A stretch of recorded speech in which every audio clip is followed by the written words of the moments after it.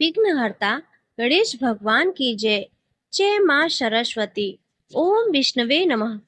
प्रिय भक्तों, आज से कार्तिक मास आरंभ हो रहा है और आज से शुरू हो रही है कार्तिक मास की कथाएं। तो आज के इस वीडियो में आप कार्तिक मास के प्रथम अध्याय की कथा सुनेंगे।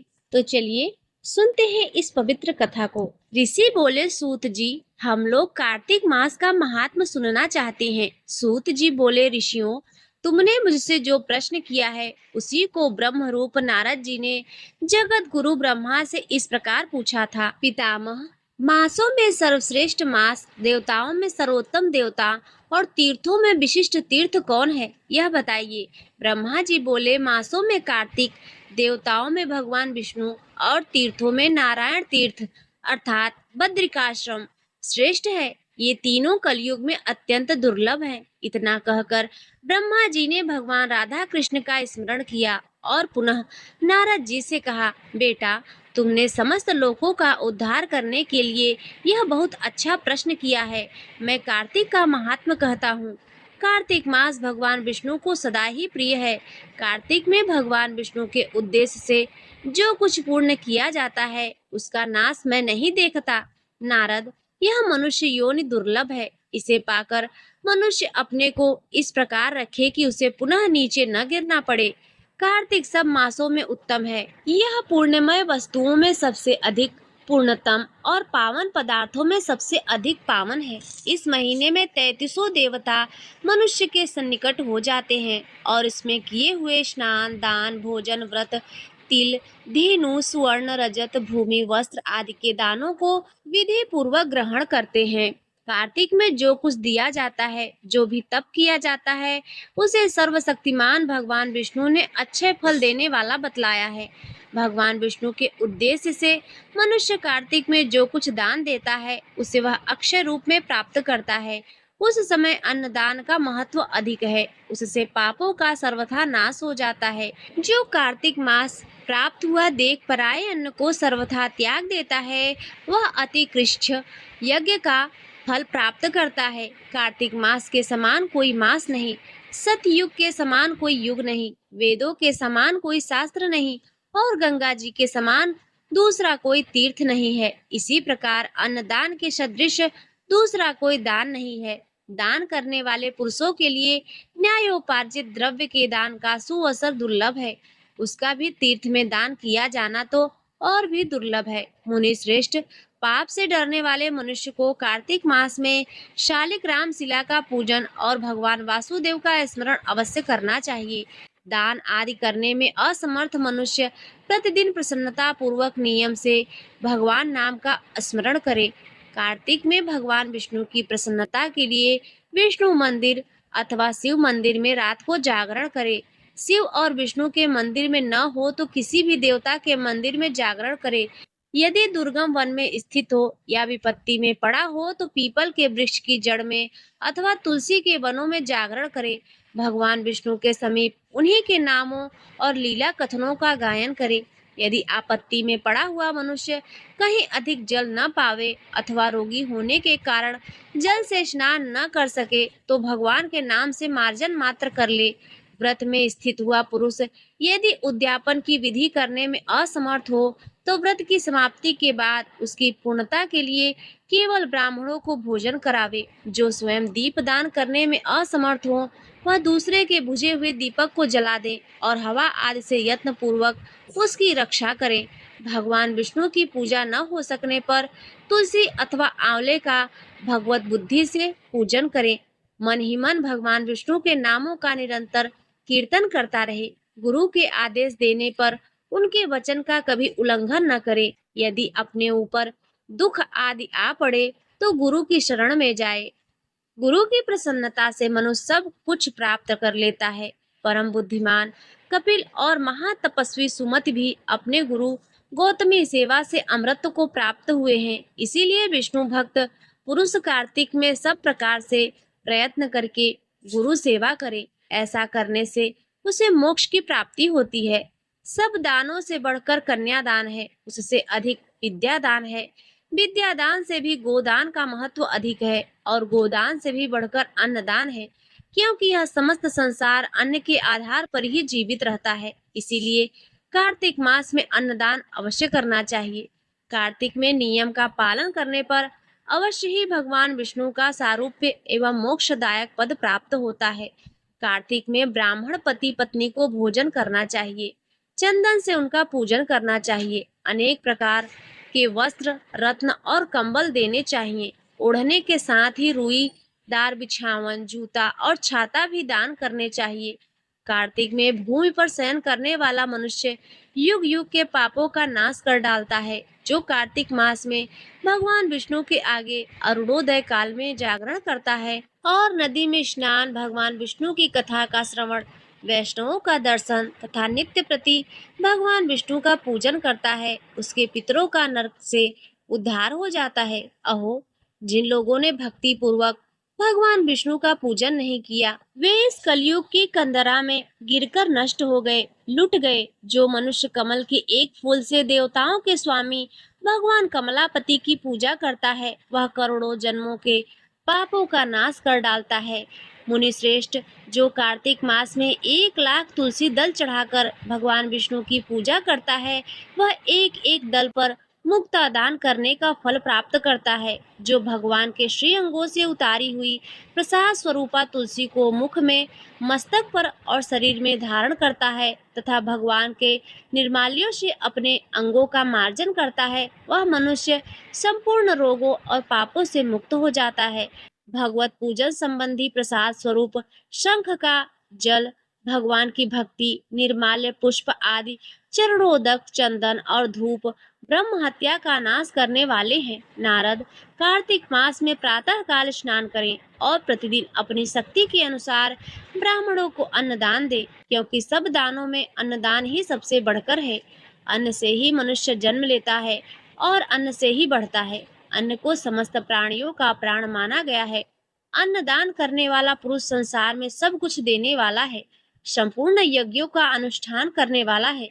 पूर्व काल में सत्यकेतु ब्राह्मण केवल अन्नदान से सब पुण्यों का फल पाकर परम दुर्लभ मोक्ष भी प्राप्त कर लिया था। कार्तिक मास में अनेक प्रकार दान देकर भी यदि मनुष्य भगवान का चिंतन नहीं करता तो वे दान उसे कभी पवित्र नहीं करते। भगवान नाम स्मरण की महिमा का वर्णन मैं भी नहीं कर सकता। गोविंद गोविंद हरे मुरारे, गोविंद गोविंद मुकुंद कृष्ण, गोविंद गोविंद रथांग पाड़े, गोविंद दामोदर माधवेति। इस प्रकार प्रतिदिन कीर्तन करे। नित्य प्रति भागवत के आधे श्लोक या चौथाई श्लोक का भी कार्तिक में श्रद्धा और भक्ति के साथ अवश्य पाठ करे। जिन्होंने भागवत पुराण का श्रवण नहीं किया, पुराण पुरुष भगवान नारायण की आराधना नहीं की और ब्राह्मण के मुख रूपी अग्नि में अन्न की आहुति नहीं दी, उन मनुष्यों का जन्म व्यर्थ ही गया।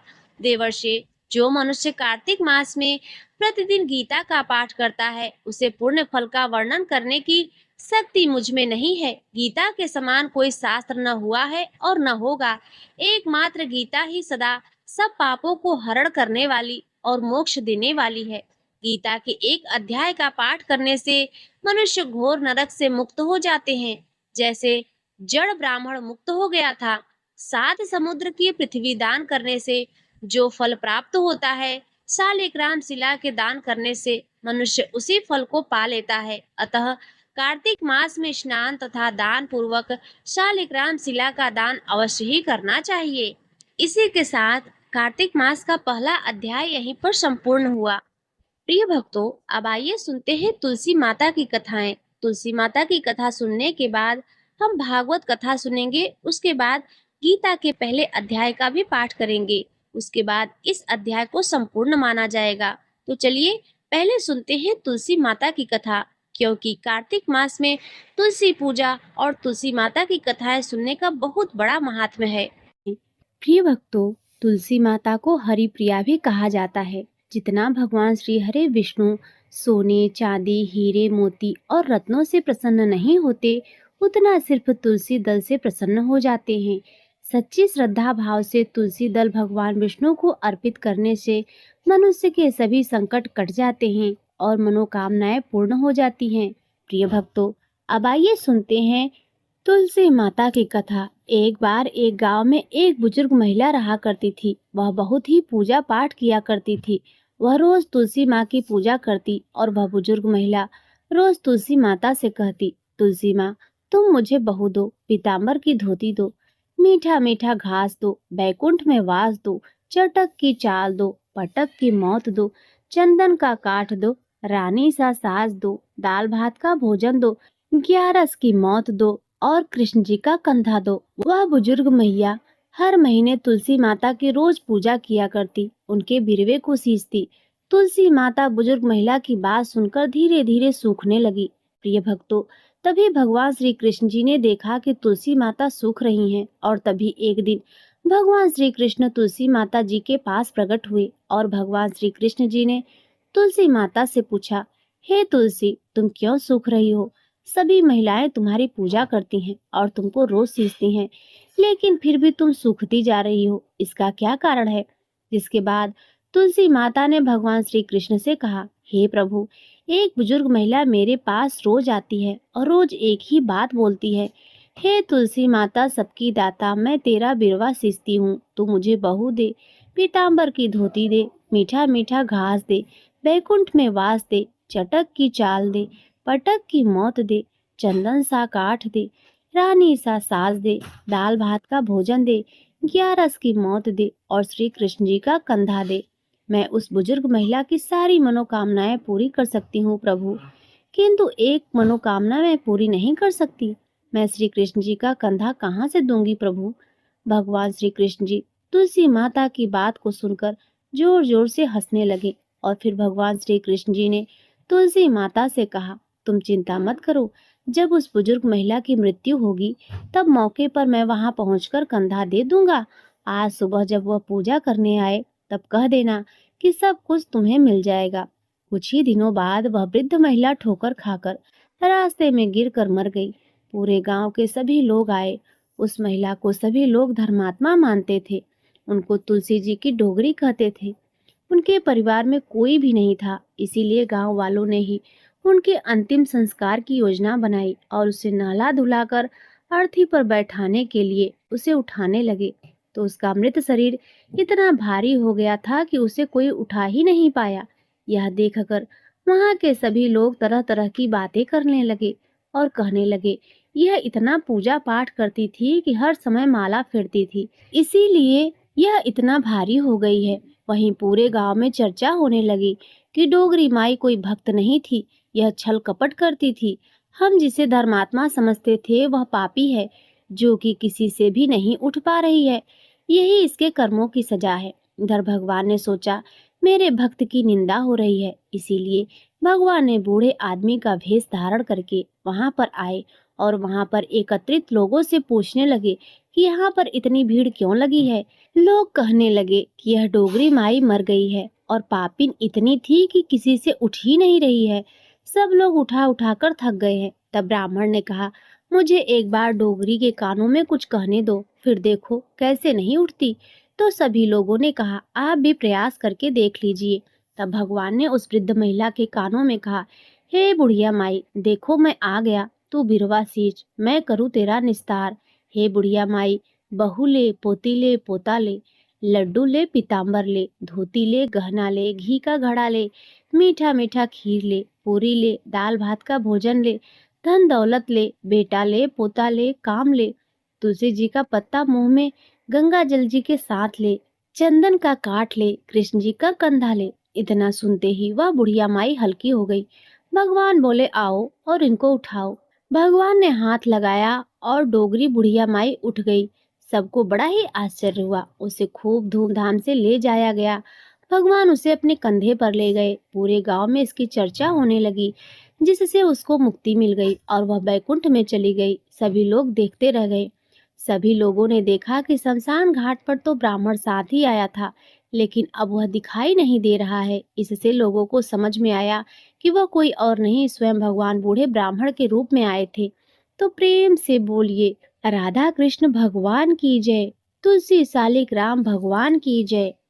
प्रिय भक्तों, अब आइए तुलसी माता की एक और कथा सुनते हैं। एक कुटुंब में ननद तथा भाभी साथ साथ रहती थी। ननद का विवाह अभी नहीं हुआ था।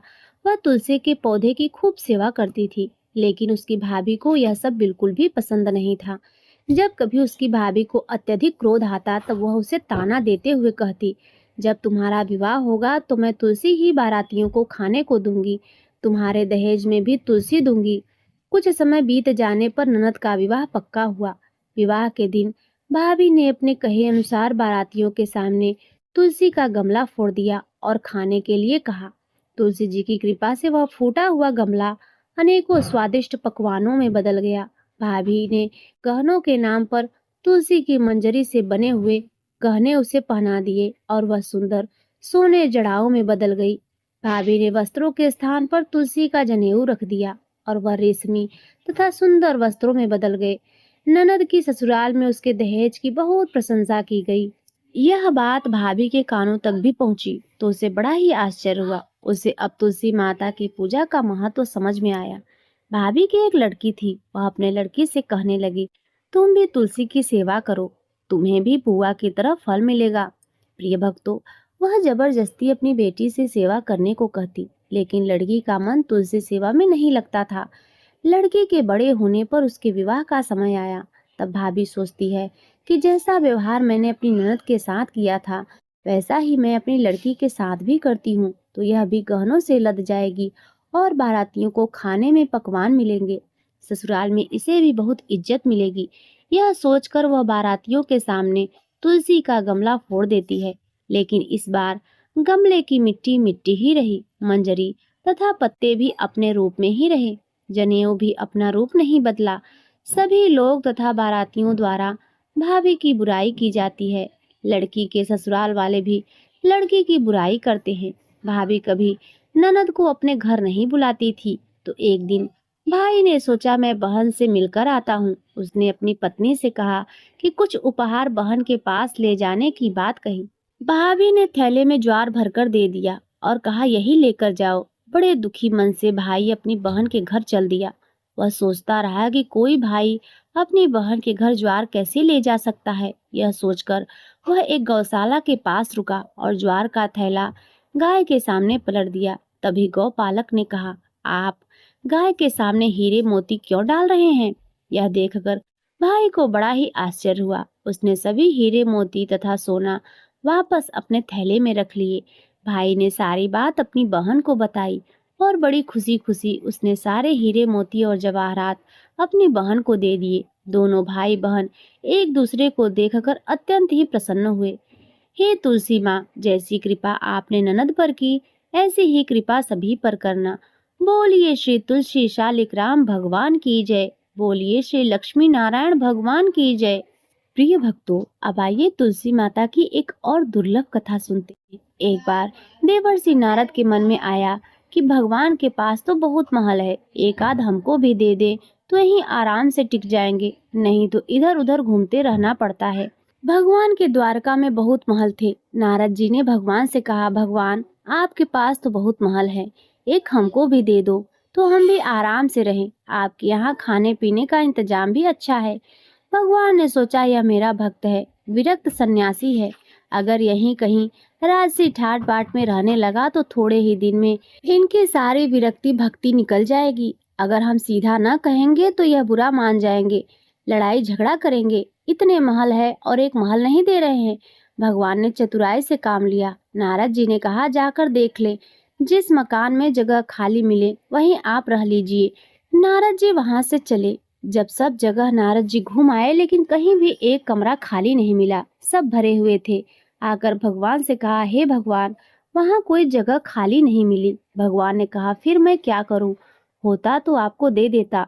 नारद जी के मन में आया, या तो भगवान मेरे साथ धोखाधड़ी कर रहे हैं, नहीं तो कुछ न कुछ अपने किसी को इधर उधर करके दूसरे कमरे में भेजकर एक कमरा तो दे ही दे सकते थे।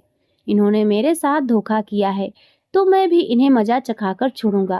प्रिय भक्तों, यह तो भगवान की लीला थी। नारद जी रुक्मणी जी के पास पहुंचे। रुक्मणी जी ने नारद जी की आवभगत की, बड़े प्रेम से आदर सम्मान किया। उन दिन भगवान सत्यभामा जी के यहाँ रहते थे। एक आध दिन बीता, तो नारद जी ने उनको दान की कथा सुनाई। सुनाने वाले स्वयं नारद जी दान का महत्व सुनाने लगे। जिस चीज का दान करेंगे वही चीज आगे आपको मिलती है। जब नारद जी ने देखा कि यह बात रुक्मणी जी को जम गई है तो उन्होंने पूछा, आपको सबसे ज्यादा प्रेम किससे है? रुक्मणी जी ने कहा, यह भी कोई पूछने वाली बात है, मुझे भगवान श्री हरि से अत्यंत प्रेम है। कहने लगे, फिर आपकी यह इच्छा होगी कि अगले जन्म में वे आपको ही मिले। रुक्मणी जी बोली, इच्छा तो यही है। नारद जी ने कहा, अच्छा है, तो फिर दान कर दो, नहीं तो नहीं मिलेंगे। आपकी सौत भी बहुत हैं और उनमें से किसी ने पहले दान कर दिया तो उन्हें मिल जाएंगे। इसीलिए दूसरे के करने से पहले आप भगवान को हमें दान कर दें। रुक्मणी जी को बात जच गई। उन्होंने सोचा कि जन्म जन्म में भगवान मिलेंगे तो दान तो कर ही देना चाहिए। रुक्मणी से नारद जी ने संकल्प करा लिया। अब क्या था, नारद जी का काम बन गया। वह सीधे सत्यभामा जी के महल पहुंच गए और भगवान से कहा, हे भगवान, उठिए और चलिए मेरे साथ। भगवान ने कहा, कहाँ चलना है, क्या बात हुई? नारद जी ने कहा, आप कुछ नहीं, आपको मैंने दान में लिया है। आपने एक कोठरी भी मुझे नहीं दी तो मैं आपको ही सन्यासी बनाकर पेड़ के नीचे सुलाऊंगा। भगवान ने कहा, रुक्मणी ने दान दिया है तो ठीक है, वह पटरानी है, उससे मिल तो आइए। भगवान ने अपने सारे कांठे, रेशम कपड़े सब खोलकर सत्यभामा जी को दे दिए और वल्क वस्त्र पहनकर, भस्मी लगाकर और कमंडल लेकर वहां से चल दिए। उन्हें देखते ही रुक्मणी जी के होश उड़ गए। पूछा, क्या हुआ भगवान? भगवान ने कहा, पता नहीं, नारद कहते हैं कि आपने मुझे दान दे दिया है। रुक्मणी ने कहा, लेकिन वे कपड़े गहने कहाँ गए? उत्तम केसर को छोड़कर यह भस्मी क्यों लगा ली? भगवान ने कहा, जब दान दे दिया है तो मैं उनका हो गया, इसीलिए अब वे मुझे सन्यासी बनाएंगे। रुक्मणी जी ने कहा, मैंने इसलिए थोड़ी ही दिया था कि यह ले जाएं। भगवान ने कहा, तब किस लिए दिया था आपने हमें दान में? दान तो इसीलिए दिया जाता है कि उसको साथ ले जाएं। अब रुक्मणी जी को होश आया कि यह तो गड़बड़ का मामला हो गया। रुक्मणी जी ने कहा, नारद जी, यह आपने मेरे से पहले नहीं कहा था, अगले जन्म में मिलेंगे तो मिलेंगे, अब तो हाथ से ही खो रहे हैं। नारद जी ने कहा, अब जो हो गया सो हो गया, अब मैं इन्हें ले जाऊंगा। रुक्मणी जी बहुत रोने लगी। तब तक हल्ला गुल्ला मच गया और सभी रानियां वहां इकट्ठी हो गई। सत्यभामा, जामवंती सब समझदार थी। उन्होंने कहा, भगवान, एक रुक्मणी के पति थोड़े ही है, इसीलिए रुक्मणी को सर्वथा दान का अधिकार नहीं हो सकता। हम लोगों का भी दान का अधिकार है। नारद जी ने सोचा, यह तो घपला हो गया। कहने लगे, क्या भगवान के टुकड़े करोगे?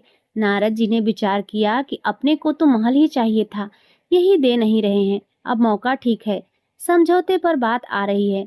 नारद जी ने कहा, भगवान का जितना वजन है उतने का तुला दान करने से दान मान लिया जाता है। तुला दान से देह का दान किया जाता है, इसीलिए भगवान के वजन का सोना, हीरा, पन्ना दे दो। इस पर सभी रानियां राजी हो गई। बाकी तो सब राजी हो गए, लेकिन भगवान ने सोचा कि यह फिर मुंह में पड़ गया। भगवान तराजू के एक पलड़े के अंदर बैठ गए। दूसरे पलड़े में सारे गहने, हीरे, पन्ने रखे जाने लगे।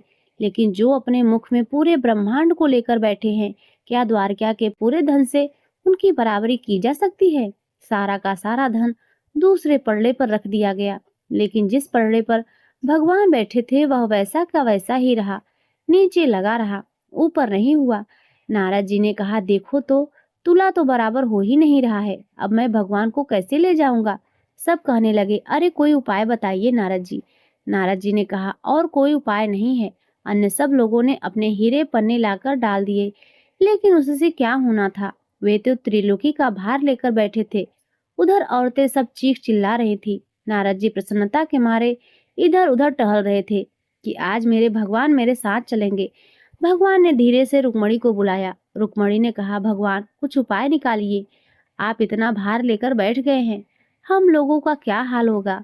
भगवान ने कहा, ये सब हीरे पन्ने निकाल दो, सारे सोने, सारे गहने उतार दो। यह सब निकालकर तुलसी का एक पत्ता और सोने का एक छोटा सा टुकड़ा रख दो, तो तुम लोगों का काम हो जाएगा। रुक्मणी जी के कहने पर सारा सामान हटाया गया।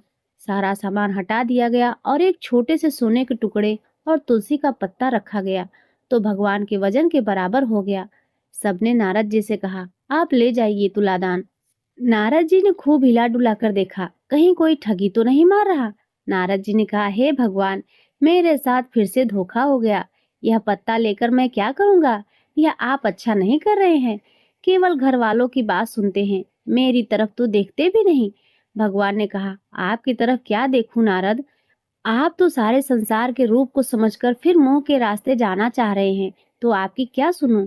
तब नारद जी ने समझ लिया कि भगवान ने जो किया सो ठीक किया। जो तुलसी का एक पत्ता आपके बराबर है वह तुलसी महान है। जिस तुलसी को चढ़ाने से आप अति प्रसन्न होते हैं, उस तुलसी का गुणगान करने वाले, उस कथा को सुनने वाले भगवान विष्णु के प्रिय होते हैं।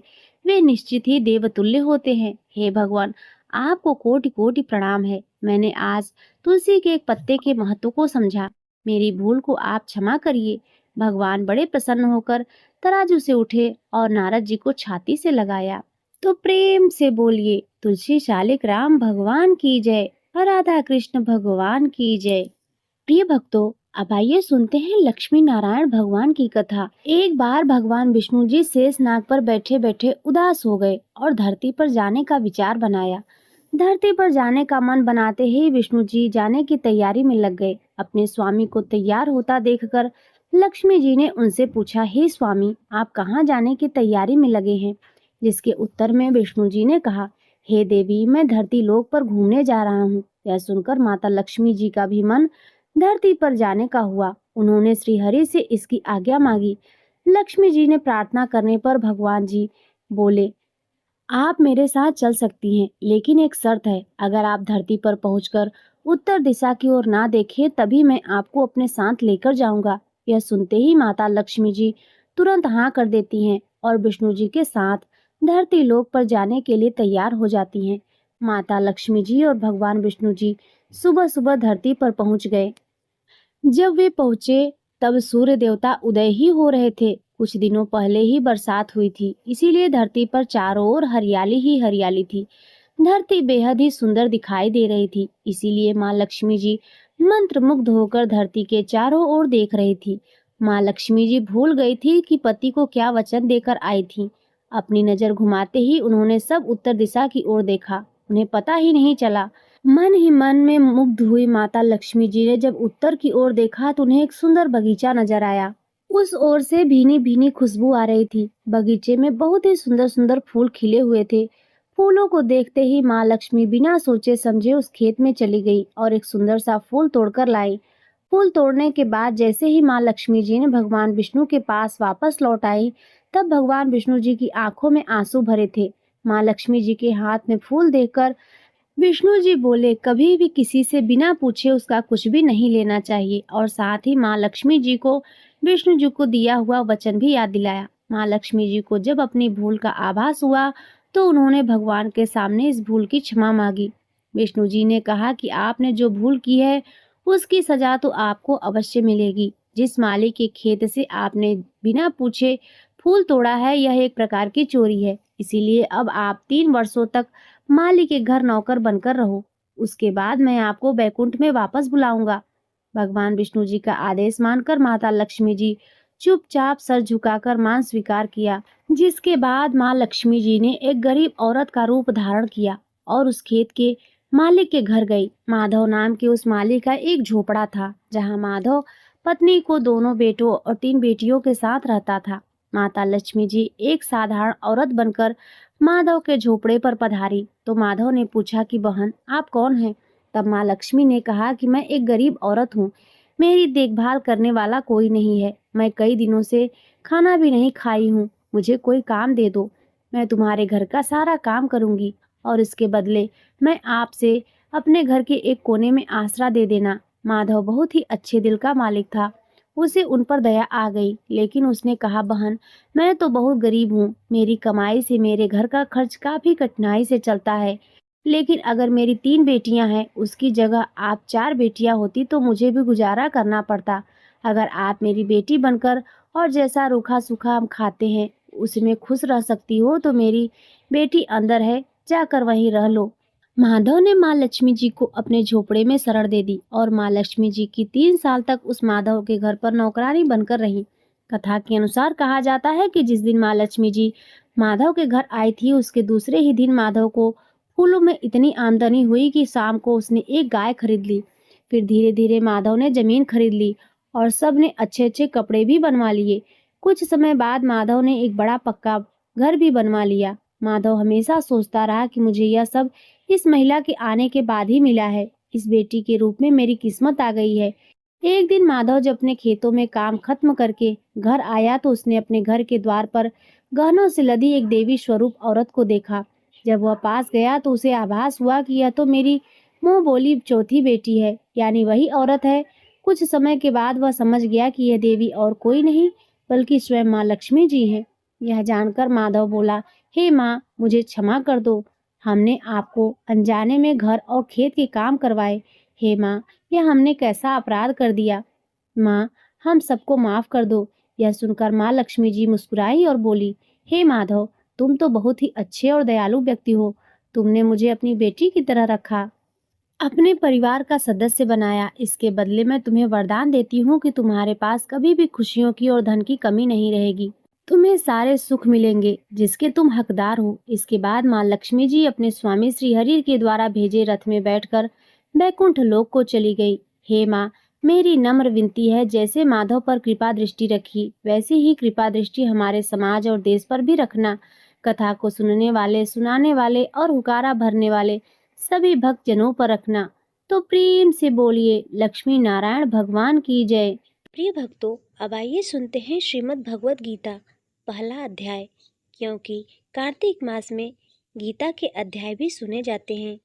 तो चलिए इस श्रीमद् भगवत गीता के प्रथम अध्याय अर्जुन विषाद योग का प्रारंभ करते हैं। धृतराष्ट्र बोले, हे संजय, धर्म भूमि कुरुक्षेत्र में एकत्रित युद्ध की इच्छा वाले मेरे और पांडु के पुत्रों ने क्या किया। संजय बोले, उस समय राजा दुर्योधन ने व्यूह रचना युक्त पांडवों की सेना को देखकर और द्रोणाचार्य के पास जाकर यह वचन कहा, हे आचार्य, आपके बुद्धिमान शिष्य द्रुपद पुत्र धृष्टद्युम्न द्वारा व्यूहाकार खड़ी की हुई पांडु पुत्रों की इस बड़ी भारी सेना को देखिए। इस सेना में बड़े बड़े धनुषों वाले तथा युद्ध में भीम और अर्जुन के समान सूरवीर सात्यकी और विराट तथा महारथी राजा द्रुपद, दृष्टकेतु और चेकितान तथा बलवान काशीराज, पुरुजीत, कुंती भोज और मनुष्यों में श्रेष्ठ सैव्य पराक्रमी युधामन्यु तथा बलवान उत्तमौजा, सुभद्रा पुत्र अभिमन्यु एवं द्रौपदी के पांचों पुत्र, ये सभी महारथी हैं। हे ब्राह्मण श्रेष्ठ, अपने पक्ष में जो भी प्रधान है उनको आप समझ लीजिए। आपकी जानकारी के लिए मेरी सेना के जो सेनापति हैं उनको बतलाता हूँ। आप द्रोणाचार्य और पितामह भीष्म तथा कर्ण और संग्राम विजयी कृपाचार्य तथा वैसे ही अश्वत्थामा, विकर्ण और सोमदत्त का पुत्र भूरिश्रवा और भी मेरे लिए जीवन की आशा त्याग करने वाले बहुत से सूरवीर, अनेक प्रकार के शास्त्रों से सुसज्जित और सबके सब युद्ध में चतुर हैं। भीष्म पितामह द्वारा रक्षित हमारी वह सेना सब प्रकार से अजेय है और भीम द्वारा रक्षित इन लोगों की यह सेना जीतने में सुगम है। इसीलिए सब मोर्चे पर अपनी अपनी जगह स्थित रहते हुए आप लोग सभी निसंदेह भीष्म पितामह की ही सब ओर से रक्षा करें। कौरवों में वृद्ध बड़े प्रतापी पितामह भीष्म ने उस दुर्योधन के हृदय में हर्ष उत्पन्न करते हुए उच्च स्वर से सिंह की दहाड़ के समान गरज कर शंख बजाया। इसके पश्चात शंख और नगाड़े तथा ढोल, मृदंग और नरसिंहे आदि बाजे एक साथ ही बज उठे। उनका वह शब्द बड़ा भयंकर हुआ। इसके अनंतर सफेद घोड़ों से युक्त उत्तम रथ में बैठे हुए श्री कृष्ण महाराज और अर्जुन भी अलौकिक शंख बजाए। श्री कृष्ण महाराज ने पांचजन्य नामक, अर्जुन ने देवदत्ता नामक और भयानक कर्म वाले भीमसेन ने पौंड्राक नामक महाशंख बजाया। कुंती पुत्र राजा युधिष्ठिर ने अनंत विजय नामक और नकुल तथा सहदेव ने सुघोष और मणिपुष्पक नामक शंख बजाए। श्रेष्ठ धनुष वाले काशीराज और महारथी शिखंडी एवं धृष्टद्युम्न तथा राजा विराट और अजेय सात्यकी, राजा द्रुपद एवं द्रौपदी के पांचों पुत्र और बड़ी भुजा वाले सुभद्रा पुत्र अभिमन्यु, इन सभी ने, हे राजन, सब ओर से अलग अलग शंख बजाए और उन भयानक शब्द ने आकाश और पृथ्वी को भी गुजाते हुए धृतराष्ट्र के अर्थात आपके पक्ष वालों के हृदय विदीर्ण कर दिए। हे राजन, इसके बाद कपिध्वज अर्जुन ने मोर्चा बांधकर डटे हुए धृतराष्ट्र संबंधियों को देखकर उस शास्त्र चलने की तैयारी के समय धनुष उठाकर ऋषिकेश श्री कृष्ण महाराज से यह वचन कहा, हे अच्युत, मेरे रथ को दोनों सेनाओं के बीच में खड़ा कीजिए और जब तक मैं युद्ध क्षेत्र में डटे हुए युद्ध के अभिलाषी इन विपक्षी योद्धाओं को भली प्रकार देख लूं कि इस युद्ध में व्यापार में मुझे किन किन के साथ युद्ध करना योग्य है, तब तक उसे खड़ा रखिए। दुर्बुद्धि दुर्योधन का युद्ध में हित चाहने वाले जो ये राजा लोग इस सेना में आए हैं, इस युद्ध करने वालों को मैं देखूंगा। संजय बोले, हे धृतराष्ट्र, अर्जुन द्वारा इस प्रकार कहे हुए महाराज श्री कृष्ण दोनों सेनाओं के बीच में भीष्म और द्रोणाचार्य के सामने तथा संपूर्ण राजाओं के सामने उत्तम रथ को खड़ा करके इस प्रकार कहा कि हे पार्थ, युद्ध के लिए जुटे हुए इन कौरवों को देख। इसके बाद पृथापुत्र अर्जुन ने उन दोनों की सेनाओं में स्थित ताऊ चाचों को, दादों को, परदादाओं को, गुरुओं को, मामाओं को, भाइयों को, पुत्रों को, पौत्रों को तथा मित्रों को, ससुरों को और सुहृदयों को भी देखा और पूर्व की ओर उपस्थित संपूर्ण बंधुओं को देखकर वे कुंती पुत्र अर्जुन करुणा से युक्त होकर शोक करते हुए यह वचन बोले, हे कृष्ण, युद्ध क्षेत्र में डटे हुए युद्ध के अभिलाषी इन स्वजन समुदायों को देखकर मेरे अंग शिथिल हुए जा रहे हैं और मुख सूखा जा रहा है तथा मेरे शरीर में कंप एवं रोमांच हो रहा है।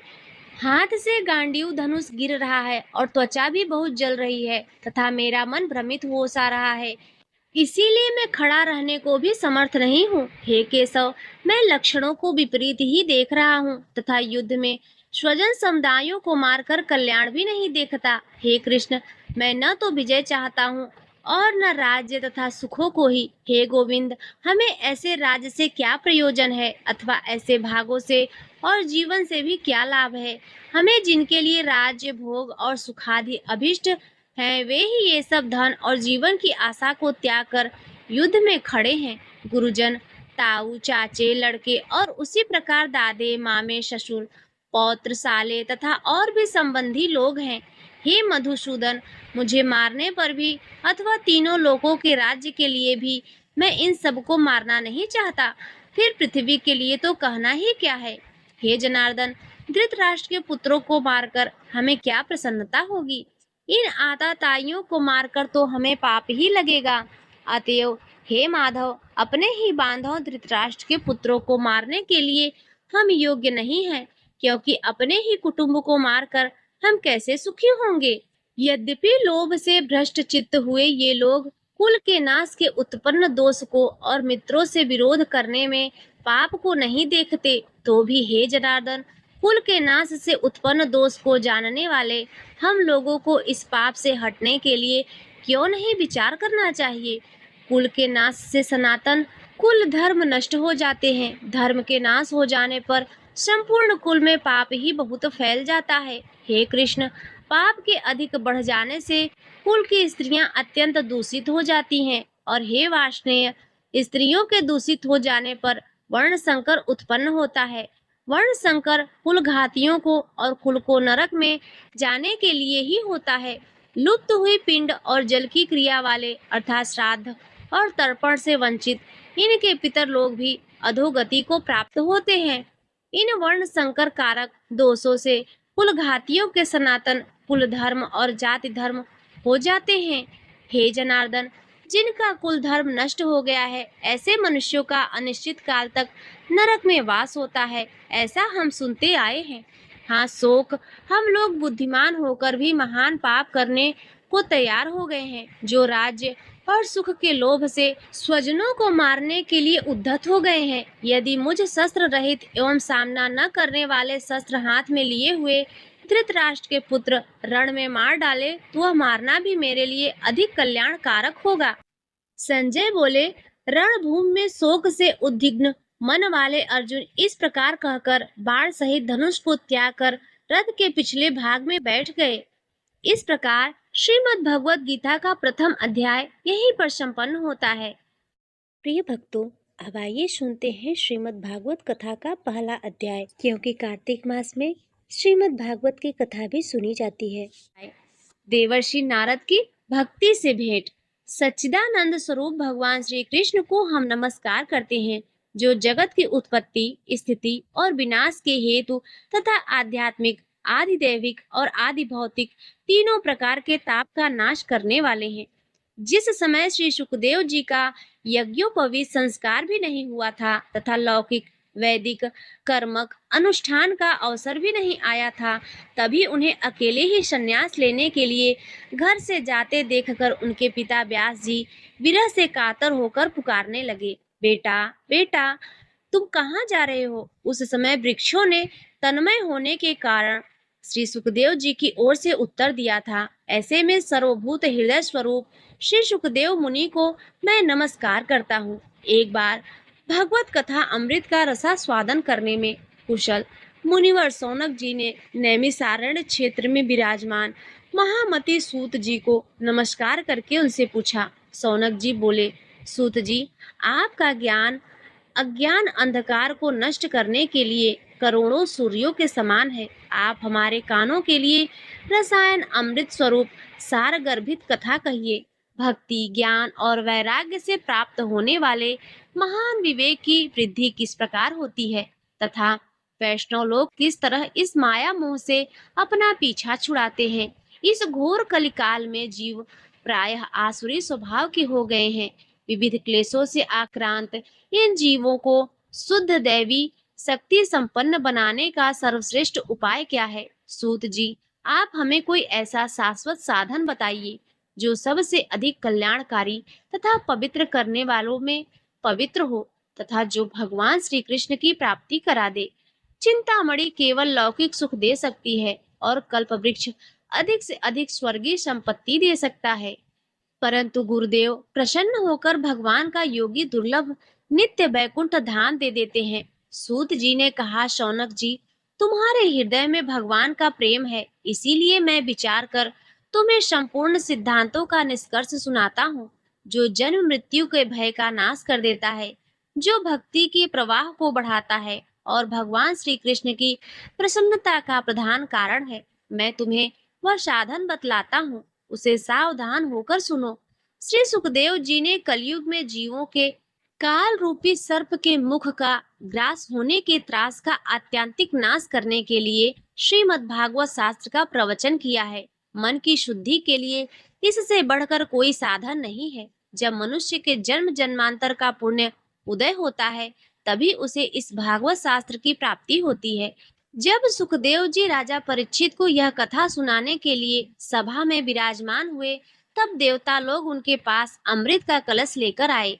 देवता अपना काम बनाने में बड़े कुशल होते हैं, अतः यहाँ भी सबने सुखदेव मुनि को नमस्कार करके कहा, आप यह अमृत लेकर बदले में हमें कथा अमृत का दान दे। इस प्रकार परस्पर विनिमय अदला बदली हो जाने पर राजा परीक्षित अमृत का पान करें और हम सब श्रीमद् भागवत रूप का अमृत का पान करेंगे। इस संसार में कहाँ कांच और कहाँ महामूल्य मणि तथा कहाँ सुधा और कहाँ कथा।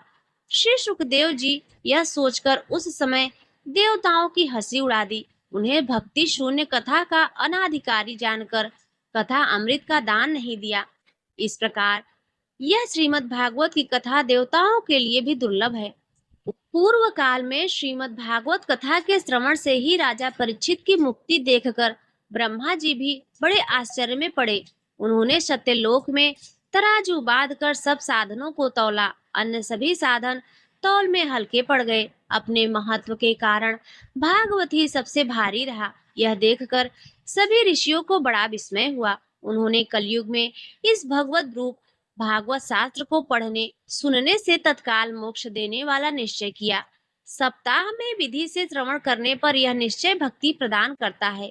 पूर्व काल में इसे दयापरायण सनकादि ने देवर्षि नारद को नया सुनाया था। यद्यपि देवर्षि ने पहले ब्रह्मा जी के मुख से इसे श्रवण कर लिया था, तथापि सप्ताह श्रवण की विधि तो उन्हें सनकादि ने ही बताई थी। सौनक जी ने पूछा, सांसारिक प्रपंच से मुक्त एवं विचरणशील नारद जी का सनकादि के साथ सहयोग कहा हुआ और विधि विधान के श्रवण में उनकी प्रीति कैसे हुई? सूत जी ने कहा, अब मैं तुम्हें वह भक्तिपूर्ण कथा सुनाता हूँ जो श्री सुखदेव जी ने मुझे अपना अनन्य शिष्य जानकर एकांत में सुनाया था। एक दिन विशालपुरी के चारों निर्मल आए। वहां उन्होंने नारद जी को देखा। सनकादि जी ने पूछा, ब्राह्मण, आपका मुख उदास क्यों हो रहा है? आप चिंतातुर कैसे हैं? इतनी जल्दी जल्दी आप कहाँ जा रहे हैं और आपका आगमन कहाँ से हो रहा है? इस समय तो आप उस पुरुष के समान व्याकुल जान पड़ते हैं जिसका सारा धन लुट गया हो। आप जैसे आसक्ति रहित पुरुषों के लिए यह उचित नहीं है। इसका कारण बताइए। नारद जी ने कहा, मैं सर्वोत्तम लोक समझकर पृथ्वी में आया था। यह पुष्कर, प्रयाग, काशी, गोदावरी, नासिक, हरिद्वार, कुरुक्षेत्र, श्रीरंग और सेतुबंध आदि कई तीर्थों में मैं इधर उधर विचरता रहा, किंतु मुझे कहीं भी मन को संतोष देने वाली शांति नहीं मिली। इस समय अर्धम के सहायक कलयुग में सारी पृथ्वी को पीड़ित कर रखा है। अब यहाँ सत्य, तप, शौच, बाहर भीतर की पवित्रता, दया, दान आदि कुछ भी नहीं है। बेचारे जीव केवल अपना पेट पालने में लगे हुए हैं। वे असत्यभाषी, आलसी, मंदबुद्धि, भाग्यहीन, उपद्रवप्रस्त हो गए हैं। जो साधु संत कहे जाते हैं वे पूरे पाखंडी हो गए हैं। देखने में तो विरक्त हैं, किंतु स्त्री धन आदि सभी का परिग्रह करते हैं। घरों में स्त्रियों का राज्य है। साले सलाहकार बने हुए हैं। लोभ से लोग कन्या विक्रय करते हैं और स्त्री पुरुषों में कलह मचा रहता है। महात्माओं के आश्रम, तीर्थ और नदियों, यमुनों, विधर्मियों का अधिकार हो गया है। उन दुष्टों ने बहुत से देवालय भी नष्ट कर दिए हैं। इस समय यहाँ न कोई योगी है, न सिद्ध, न ज्ञानी है और न सत्कर्म करने वाला ही है। सारे साधन इस समय कली रूप दानव नल से जलकर भस्म हो गए हैं। इस कलयुग में सभी देशवासी बाजारों में अत्र बेचने लगे हैं। ब्राह्मण लोग पैसा लेकर वेद पढ़ाते हैं और स्त्रियां वेश्यावृत्ति से निर्वाह करने लगी हैं। इस तरह कलयुग के दोष देखता और पृथ्वी पर विचरता हुआ मैं यमुना जी के तट पर पहुंचा, जहां भगवान श्री कृष्ण अनेक लीलाएं हो चुकी हैं। मुनिवरों, सुनिए, वहां मैंने एक बड़ा आश्चर्य देखा। वहां एक युवती खिन्न मन से बैठी थी। उसके पास दो वृद्ध पुरुष अचेत अवस्था में पड़े जोर जोर से सांस ले रहे थे। वह तरुणी उनकी सेवा करती हुई कभी उन्हें चेत कराने का प्रयत्न करती और कभी उनके आगे रोने लगती थी। वह अपने शरीर रक्षक परमात्माओं को दसों दिशाओं में देख रही थी। उसके चारों ओर सैकड़ों स्त्रियां उसे पंखा झल रही थी और बार बार समझाती जाती थी। दूर से यह सब चरित्र देखकर मैं कौतूहलवश उसके पास चला गया। मुझे देखकर वह युवती खड़ी हो गई और बड़ी व्याकुल होकर कहने लगी। युवती ने कहा, अजी महात्मा जी, क्षण भर ठहर जाइए और मेरी चिंता को नष्ट कर दीजिए। आपका दर्शन तो संसार के सभी पापों को सर्वथा नष्ट कर देने वाला है। आपके वचनों से मेरे दुसह की बहुत कुछ शांति हो जाएगी। मनुष्य का जब बड़ा भाग्य होता है तभी आपके दर्शन हुआ करते हैं। नारद जी कहते हैं, तब मैंने उस स्त्री से पूछा, देवी, तुम कौन हो? ये दोनों पुरुष तुम्हारे क्या होते हैं और तुम्हारे पास ये कमल नयनी देवियां कौन है? तुम हमें विस्तार पूर्वक अपने दुख का कारण बताओ। युवती ने कहा, मेरा नाम भक्ति है। ये ज्ञान और वैराग्य नामक मेरे दो पुत्र हैं। समय के फेर से ये ऐसे जर्जर हो गए हैं। ये देवियां गंगा जी आदि नदियां हैं। ये सब मेरी सेवा करने के लिए आई हैं। इस प्रकार साक्षात देवियों के द्वारा सेवित होने पर भी मुझे सुख शांति नहीं है। तपोधन, अब ध्यान देकर मेरा वृत्तांत सुनिए। मेरी कथा वैसे तो प्रसिद्ध है, फिर भी उसे सुनकर आप मुझे शांति प्रदान करें। मैं द्रविड़ देश में उत्पन्न हुई, कर्नाटक में बढ़ी, कहीं कहीं महाराष्ट्र में सम्मानित हुई, किंतु गुजरात में मुझको वृद्धापन ने आ घेरा। यहाँ घोर कलयुग के प्रभाव से पाखंडियों ने मुझे अंग भंग कर दिया। चिरकाल तक यह अवस्था रहने के कारण मैं अपने पुत्रों के साथ दुर्बल और निस्तेज हो गई। अब जब से मैं वृंदावन आई तब से मैं पुनः परम सुंदरी रूपवती नवयुक्ति हो गई हूँ, किंतु सामने पड़े हुए ये दोनों मेरे पुत्र थके मादे दुखी हो रहे हैं। अब मैं यह स्थान छोड़कर अन्यत्र जाना चाहती हूँ। ये दोनों बूढ़े हो गए हैं, इसी दुख से मैं दुखी हूँ। मैं तरड़ी हूँ और ये मेरे दोनों पुत्र ऐसे क्यों हैं? हम तीनों साथ साथ रहने वाले हैं, फिर यह विपरीतता क्यों? होना तो यह चाहिए कि माता बूढ़ी हो और पुत्र तरुण। इसी से मैं आश्चर्यचकित चित्त से अपनी इस अवस्था पर शोक करती रहती हूँ। आप परम बुद्धिमान एवं योग निधि हैं, इसका क्या कारण हो सकता है, बताइए। नारद जी ने कहा, साध्वी, मैं अपने हृदय में ज्ञान दृष्टि से तुम्हारे संपूर्ण दुख का कारण देखता हूँ। तुम्हें विषाद नहीं करना चाहिए। श्री हरि तुम्हारा कल्याण करेंगे। सूत जी कहते हैं, मुनिवर, नारद जी के एक क्षण में ही उसका कारण जानकर कहा। नारद जी ने कहा, देवी, सावधान होकर सुनो, यह दारुण कलयुग है। इसी से इस समय सदाचार, योग मार्ग और तप आदि सभी लुप्त हो गए हैं। लोग सठता और दुष्कर्म में लगकर अघासुर बन रहे हैं। संसार में जहाँ देखो वही सत्पुरुष दुख से म्लान है और दुष्ट सुखी हो रहे हैं। इस समय जिस बुद्धिमान पुरुष का धैर्य बना रहे वही बड़ा ज्ञानी पंडित है। पृथ्वी क्रमशः प्रतिवर्ष शेष जी के लिए भार रूप होती जा रही है। अब यह छूने योग्य तो क्या, देखने योग्य भी नहीं रह गई है और न इसमें कहीं मंगल ही दिखाई देता है। अब किसी को पुत्रों के साथ तुम्हारा दर्शन भी नहीं होता। विषयानुराग के कारण अंधे बने हुए जीवों से उपेक्षित होकर तुम जर्जर हो रही हो। वृंदावन के संयोग से तुम फिर नवीन तरुणी हो गई हो। अतः यह वृंदावन धाम धन्य है, जहाँ भक्ति सर्वत्र नृत्य कर रही है। परंतु तुम्हारे इन दोनों पुत्रों का यहाँ कोई ग्राहक नहीं है, इसीलिए इनका बुढ़ापा नहीं छूट रहा है। यहाँ इनको कुछ आत्म सुख, भगवत स्पर्श जनित आनंद की प्राप्ति होने के कारण ये सोते से जान पड़ते हैं। भक्ति ने कहा, राजा परीक्षित ने इस पापी कलयुग को क्यों रहने दिया? इसके आते ही सब वस्तुओं का भार सार जाने कहाँ चला गया। करुणामय श्रीहीन से यह अधर्म कैसे देखा जाता है? मुने, यह मेरा संदेह दूर कीजिए। आपके वचनों से मुझे बड़ी शांति मिली है। नारद जी ने कहा, बाले, यदि तुमने पूछा है तो प्रेम से तुम्हें कल्याणी मैं तुम्हें सब बताऊंगा और तुम्हारा दुख दूर हो जाएगा। जिस दिन भगवान श्री कृष्ण इस भूलोक को छोड़कर अपने परम धाम को पधारे, उसी दिन से यहाँ संपूर्ण साधनों में बाधा डालने वाला कलयुग आ गया। दिग्विजय के समय राजा परीक्षित की दृष्टि पड़ने पर कलयुग दीन के समान उनकी शरण में आया। भ्रमर के समान सारग्राही राजा ने यह निश्चय किया कि इसका वध मुझे नहीं करना चाहिए, क्योंकि जो फल तपस्या, योग, समाधि से भी नहीं मिलता, कलयुग में वही फल श्री हरि कीर्तन से ही भली भांति मिल जाता है। इस प्रकार सारहीन होने पर भी उसे इस एक ही दृष्टि से सारयुक्त देखकर उन्होंने कलयुग में उपमुख लिए ही इसे रहने दिया। इस समय लोगों के कुकर्म में प्रवृत्त होने के कारण सभी वस्तुओं का सार निकल गया और पृथ्वी के सारे पदार्थ बीजहीन भूसों के समान हो गए। ब्राह्मण केवल अन्न धनादि के लोभवश घर घर एवं जन जन को भागवत कथा सुनाने लगे। इसीलिए कथा का सार चला गया। तीर्थों में नाना प्रकार के अत्यंत घोर कर्म करने वाले नास्तिक और नारकी पुरुष भी रहने लगे। इसीलिए तीर्थ का भी प्रभाव जाता रहा। जिनका चित्त निरंतर काम, क्रोध, महान लोभ और तृष्णा से तपता रहता है, वे भी तपस्या का ढोंग करने लगे हैं। इसीलिए तप का भी सार निकल गया। मन पर काबू न होने के कारण तथा लोभ, दंभ और पाखंड का आश्रय लेने के कारण एवं शास्त्र का अभ्यास न करने से ध्यान योग का फल मिट गया। पंडितों की यह दशा है कि वे अपनी स्त्रियों के साथ भैंसों की तरह रमण करते हैं। उनमें संतान पैदा करने की ही कुशलता पाई जाती है। मुक्ति साधन में वे सर्वथा अकुशल हैं। संप्रदायानुसार प्राप्त हुई वैष्णवता भी कहीं देखने में नहीं आती। इस प्रकार जगह जगह सभी वस्तुओं का सार लुप्त हो गया है। यह तो इस युग का स्वभाव ही है, इसमें किसी का दोष नहीं है।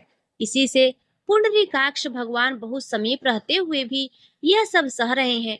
सूत जी कहते हैं, शौनक जी, इस प्रकार देवर्षि नारद के वचन सुनकर भक्ति को बड़ा आश्चर्य हुआ। फिर उसने कुछ कहा, उसे सुनिए। भक्ति ने कहा, देवर्षि, आप धन्य हैं। मेरा बड़ा सौभाग्य है जो आपका समागम हुआ। संसार में साधुओं का दर्शन ही समस्त सिद्धियों का परम कारण है। आपका केवल एक बार का उपदेश धारण करके कयाधु कुमार प्रहलाद ने माया पर विजय प्राप्त कर ली थी। ध्रुव ने भी आपकी कृपा से ही ध्रुव पद प्राप्त कर लिया था। आप सर्व मंगलमय हैं और साक्षात श्री ब्रह्मा जी के पुत्र हैं। मैं आपको नमस्कार करती हूँ। इसी प्रकार यह श्रीमद् भागवत कथा का पहला अध्याय संपन्न हुआ।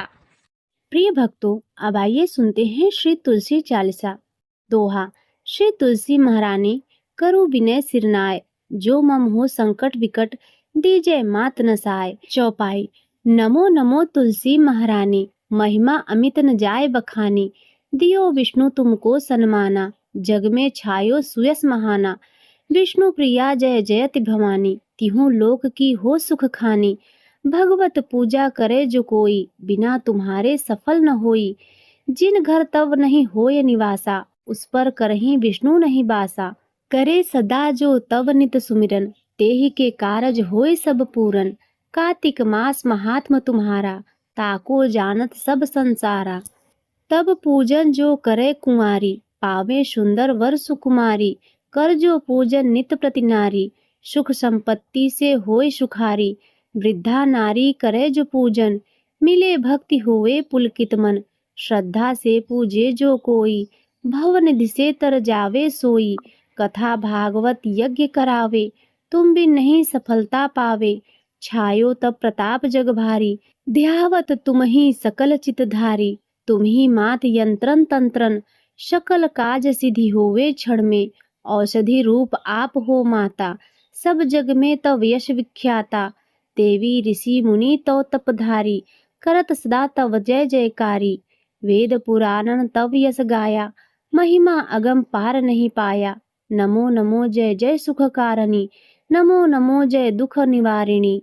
नमो नमो सुख संपत्ति देनी, नमो नमो अघघाटन छेनी। नमो नमो भक्तन दुख हरनी, नमो नमो दुष्टन मद छेनी। नमो नमो भव पार उतारनी, नमो नमो परलोक सुधारनी। नमो नमो निज भक्तन उबारनी, नमो नमो जन काज सवारनी। नमो नमो जय कुमति नशामनी, नमो नमो सुख उपजावनी। जयति जयति जय तुलसी माई, ध्याऊं तुमको शीस नवाई। निज जन जानि मोहि अपनाओ, बिगड़े कारज आप बनाओ। करूँ विनय मैं मात तुम्हारी, पूर्ण आशा करहूँ हमारी। शरण चरण जोरी मनाऊं, निष्दिन तेरे ही गुण गाऊं। ग्रहूँ मात यह अब मोह पर दाया, निर्मल मोय सकल मम काया। मंगू मात यह वर दीजय, सकल मनोरथ पूर्ण कीजय। जनू नहीं कुछ नेम अचारा, क्षमहु मात अपराध हमारा। 12 मास करे जो पूजा, तासम जग में और न दूजा। प्रथम ही गंगा जल मगवावे, फिर सुंदर स्नान करावे। चंदन अक्षत पुष्प चढ़ावे, धूप दीप नैवेद्य लगावे। करे आचमन गंगा जल से, ध्यान करे हृदय निर्मल से।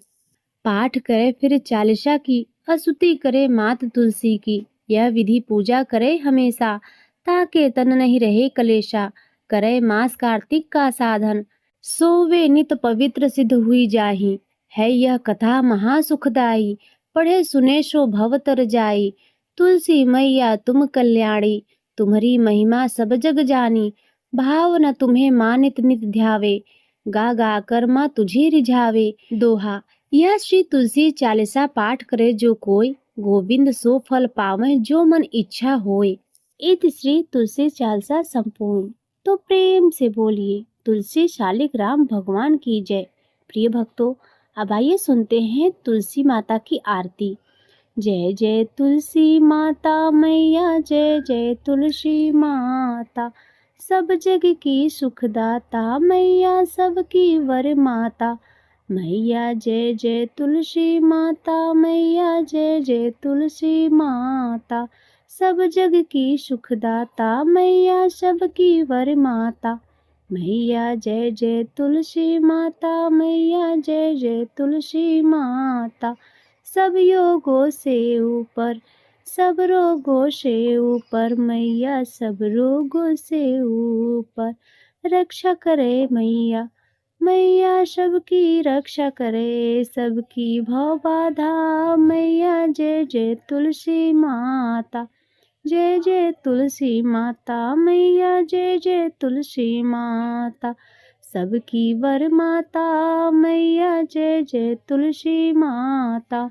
बटु पुत्र है श्यामा, सुरवल्ली है ग्रामा। मैया सुरवल्ली है ग्रामा, मैया सुरवल्ली है ग्रामा। विष्णु प्रिया जो नर तुम सेवे, विष्णु प्रिया जो नर तुम सेवे। विष्णु प्रिय जो तुम नर सेवे सो नर तर जाता। मैया जय तुलसी माता, मैया जय जय तुलसी माता। सब जग की वरदाता, मैया सब जग की वरदा। हरि के शीस विराजत, हरि के शीस विराजत, त्रिभुवन से हो वंदित, त्रिभुवन से हो वंदित। पतित जनों की तारिणी तुम हो विख्यात। मैया जय जय तुलसी माता, मैया जय जय तुलसी माता। सब जग की वर माता, सबकी वर माता।